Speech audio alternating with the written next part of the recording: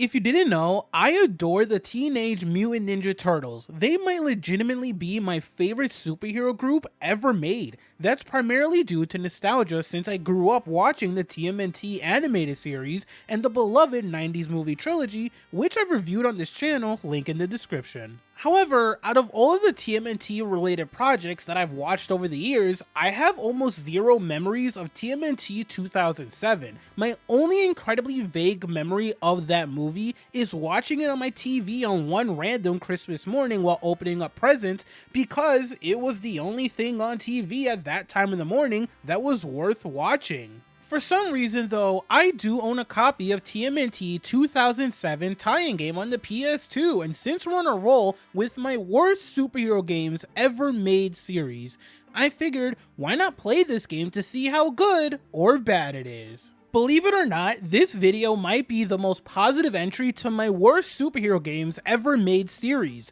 If you're curious as to why, it's because, well, TMNT 2007's movie tie-in game on the PS2 is shockingly better than most people probably remember and is a legitimately fun game from start to finish. That might not sound all that believable as the expectations or standards for most movie or TV show tie-in games are extremely low, but I mean what I say here. I've already played so many movie tie-in games, and more often than not, they're complete disasters that feel incredibly low effort and like they should have never come out to begin with. I'm so used to playing these licensed games and rapidly realizing that the video I'm going to make about whatever licensed game I'm playing is just going to be me frustratingly ranting about how bad they are or how they're incredibly disappointing because it never lives up to their potential, but that isn't the case with this tie-in game. This is a rare thing for me to say in this series, but for every moment of frustration I experienced throughout my time with TMNT, there was always a moment that made me smile, or a moment that made me genuinely appreciate the fact that I was experiencing whatever was going on in the game. TMNT 2007 has everything Superman Returns on the PS2 didn't. The art style is so good that it's aged amazingly. The gameplay is fantastic despite it being fairly simple. The voice acting is as perfect as can be because it never feels like any of the voice actors phoned it in with this tie-in game, or like the developers just cut audio from the movie and awkwardly forced it into a scene that played after you complete a mission in the game. The music is more than fine, and the way this movie retells the story of TMNT 2007 while incorporating actual scenes from the movie itself into the game is handled perfectly. This game is an absolute joy to play. You can feel the love that was poured into this game from top to bottom, whether it's through the menus, the music, the voice acting, or the way this game creatively incorporates the Ninja Turtles in the gameplay itself. It's almost shocking to see a movie tie-in game that has so much love and effort poured into it. Where TMNT shines the most is its level design and honestly the length of its levels too. While TMNT's levels are missions that are generally the same, you get loaded into a level, you do a lot of platforming, you beat up all of the Foot Clan henchmen that appeared throughout the level, and then the level ends with the game ranking your performance with a cutscene playing after it's done. This game's levels still somehow feel far more advanced than the level design or missions in other tie-in games like Superman Returns. When I first started this game, I fully and admittedly expected this PS2 game to never take a bold risk in regard to how it was going to handle making the player feel like a Teenage Mutant Ninja Turtle who's jumping, running, platforming, and bouncing from wall to wall across the top of the buildings in New York City. Man, was I wrong. TMNT somehow managed to make New York City feel lived in and like a playground worth exploring. Whether it was through the plethora of levels where you're bouncing from wall to wall to climb up a building, running or jumping around on top of a building, or from the brief moments you get to explore NYC on the ground as you continuously run into the Foot Clan along your journey, TMNT took the home of the Ninja Turtles and put such an impressive and enjoyable spin on it. On a technical level, you'd think they would manage to make it annoying or frustrating to explore, but not once did I ever feel like that, nor did I ever feel like exploring in NYC in this game was a complete letdown, an absolute chore, or a waste of time. I was consistently amazed at how well thought out the platforming sections of each level were, and more importantly, I was amazed at how this game managed to make NYC legitimately feel alive or like it was part of the game's cast of characters. If there are any levels or specific moments that could easily highlight just how brilliantly crafted these levels in this game are, it would be the Michelangelo-centric level in TMNT. Although I do admittedly love Michelangelo and was always deemed to be the Michelangelo of the Ninja Turtles by all of my friends or family growing up, that isn't the reason I want to highlight this level. I specifically want to highlight this level because this is the level that truly made me love this game and realize just how special this game is, at least for a game that was released in 2007. The general idea or train of thought behind this level is to get the player to platform across a bunch of NYC buildings so the player can get Mikey and Donatello to finally meet up with one another due to story reasons. However, the level is far more than what you've already done in previous levels, which is running, jumping, and platforming across the rooftops of buildings in NYC. This level takes that idea and turns it up a notch as the developers of this game went all out and essentially made this a level inspired by Macy's Thanksgiving Day Parade. And you know what? I loved every bit of it. I love that they were so upfront about it by making a self-aware joke that entirely fit the tone of this game and acknowledging how unsubtle they were about that inspiration. Throughout this level, you get to do the one thing that broke up the formula of the entire TMNT tie-in game. You get to platform across a bunch of different balloons, and it's not just regular boring balloons. They're turtle-themed, comic book-inspired, superhero-themed balloons that were there due to an international comic book convention, according to Mikey, who says the self-aware joke in the very moment you're experiencing that level. This level was so much fun and was so amazingly designed that there was not a single moment in this game that topped this level. That's how much fun I had jumping across a bunch of gigantic comic book themed balloons and beating up the Foot Clan as Michael freaking Angelo, who, by the way, is in a ridiculous looking costume the entire time you're doing this. I'm fully convinced that this level might legitimately be the best level I'll ever get to experience in this worst superhero games ever made series. I just don't see this moment getting topped whatsoever. What allowed me to appreciate the creative technical side within this TMNT movie tie-in game more than anything else is how much heart is in this game. Yes, I know, that's an incredibly cliche statement considering we tend to say that when we want to praise a protagonist of a movie who never gives up, the story of a movie, or the way a TV show brings its characters together, but this game legitimately does have a ton of heart. However, when I specifically mention the heart of this TMNT PS2 game, I'm specifically talking about the smaller, memorable moments that helped make playing this game a positive experience and allowed this game to have a lasting impression on me. For example, there's a moment in this TMNT game where you get to fight on a moving subway train. I know that sounds like a very simple idea, but what made such a small moment like that stand out is that I can almost tell what the train of thought, pun intended, was behind this incredibly cool and small segment of the game.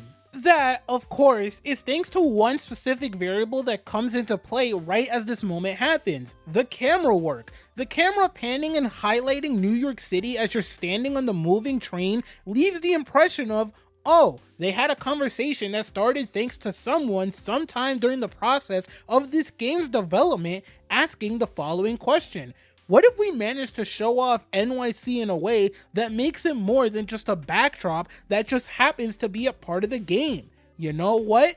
Whatever the brainstorming process was that led to them coming up with this decision was worth it because it works. The same thing applies to how this game managed to consistently incorporate the Ninja Turtles themselves. In this game, you never really see the turtles interacting with each other. And yes, that's a little weird, and I'll get to why in a second, but despite that odd creative choice, you can still feel and appreciate the chemistry amongst the turtles. Whether it's thanks to being able to seamlessly change into any turtle you want at almost any point in the game besides the solo missions where you have to play as a specific turtle, the dialogue between all the turtles that happens as you explore each level, and thanks to each turtle sharing a special move with another turtle that can be done in combat by holding the square button, I was shockingly able to fully buy into this iteration of the turtles. Every funny joke, every bit of emotion shared by the turtles, or every moment of reflection that we get out of them towards the end of the game all feel incredibly believable despite us never really getting to visually see the turtles be a team together in this game. In the moments where the turtles are bantering with one another for the fun of it, or where Raphael gets filled with regret for how he handled a conversation considering something happens to Leo immediately after that conversation, you do legitimately understand how much the turtles care about each other. You do understand that they really are just Teenage Mutant Ninja Turtles that are consistently put into positions that might force them to say things they'll regret or do things that they'll learn from after they reveal their regretful decisions. The developers of this game nailed their chemistry, or at least incorporated the chemistry that was written for the movie this game is inspired by. That's arguably the number one thing you have to get right when it comes to the Ninja Turtles. Our love for them has always come from the fact that we, as fans, love their personalities because they're all incredibly relatable in one way or another, and because of their chemistry with each other. They're all so different, and yet they manage to perfectly complement one another, even in a licensed movie tie-in game like TMNT. Now, although I do really like this game and genuinely feel like this game might be one of the strongest candidates for being one of the best games I'll ever get to play in this ongoing series, I do have to complain about two things. Mind you though, these two things that I have to complain about aren't all that negative. They were more so things I grew to dislike as I progressed further into my playthrough of TMNT. The first thing I have to complain about is the story of this TMNT movie. I don't know if this is a hot take or if what I'm about to say is incredibly wrong, but this movie's story doesn't seem interesting whatsoever. It's incredibly boring and ridiculously unremarkable to the point where I found it hard to care about anything going on with this movie's villains. Maybe, just maybe, I need to rewatch this movie and make a video about the movie itself, but from what I can tell from this movie tie-in game, there's nothing of any substance in this movie that leaves a lasting impact on the viewer, or at least makes me wish that I did have memories of this movie. Sure, there are moments here and there that can be appreciated, but collectively, this might be one of the more boring TMNT movies ever made. I know, that might be a little harsh for me to say, but it's true. Don't worry, I won't go far enough to say it's up there with TMNT 3, which is one of the only superhero movies ever made that I truly hate with a burning passion. Find out why in my TMNT video that's linked in the description. The second thing that I have to complain about is the platforming, and no, it's not because of the game's level design. It's that this TMNT game, unfortunately, reminded me just how bad we had it with platforming back in the GameCube and PS2 days. I wish I was lying, but there's a level in this game with Donatello that was so hard to get through because, for whatever reason, I simply couldn't platform through the level. It was so bad that I probably could make a highlight reel as a YouTube short of all of my terrible attempts at platforming, and all of you would get a good laugh out of my suffering. Trust me, I know it's due to the state of game development at the time, but there were a handful of moments that almost made me consider quitting this game. Maybe I'm just not skilled at this game, or say whatever you like, but I truly think people have forgotten as to how much we've progressed with video game development. To give another example of a level that was testing my patience, there was a level towards the very end of the game where you had to wall bounce on these oddly designed pipes within a certain time limit, because if you didn't reach a certain checkpoint in time, you'd get killed by an annoying light beam. This might be the first level in this series where I had to sit up and focus because my ego was legitimately starting to get hurt by my inability to platform across these obnoxiously placed pipes. It was such an incredibly frustrating level and was such a reminder that platforming back in the day wasn't always as fun as the nostalgia might make us think or remember. Unless we're talking about Super Mario 64, of course. Again, these two issues have less to do with the game itself and more so have to do with the game very much being a product of its time. So I don't necessarily hold these things against TMNT 2007's movie tie-in game. I just wanted to make sure that I at least mentioned these ridiculously frustrating moments that I experienced because, knowing all of you, you'll get a good laugh hearing this. As a whole, I can easily say that TMNT 2007's PS2 tie-in game is shockingly better than you probably remember. It's an absolute blast from start to finish, thanks to its enjoyable gameplay, competent camera, voice acting, art style, and the plethora of creative ideas that are still easy to appreciate all these years later. You can tell that the developers behind this game had an absolute blast making it and were absolute fans of the Ninja Turtles, as they even included fun features like unlockable extras that were essentially common cheat codes in video games at the time, such as giving the turtles funny weapons or big heads. They even included a ton of unlockable clips or artwork as well. Unlike the other superhero games I've played for this series so far, TMNT had everything you could ever ask from a movie tie-in game, and that's what made me appreciate this game so much. This is a game that truly answers the question, what does a movie tie-in game look like when it's done right? What's funny though is that despite how much I love this game, I have almost zero desire to sit down and watch the TMNT 2007 movie itself. I'd rather stick with the positive experience that I had with this movie tie-in game than watch a movie that's seemingly unremarkable all around beyond how it handles the turtles, its art style, and its voice acting. Like I've said multiple times in this video, this game was so shockingly good that I might legitimately make a tier list to periodically update the rankings of these superhero games because I truly think we might have reached a peak of the worst superhero games ever made. Enjoy it while it lasts, y'all. Go ahead and run across the rooftops of NYC or Gotham City while screaming cowabunga because it might just be nothing but downhill from here.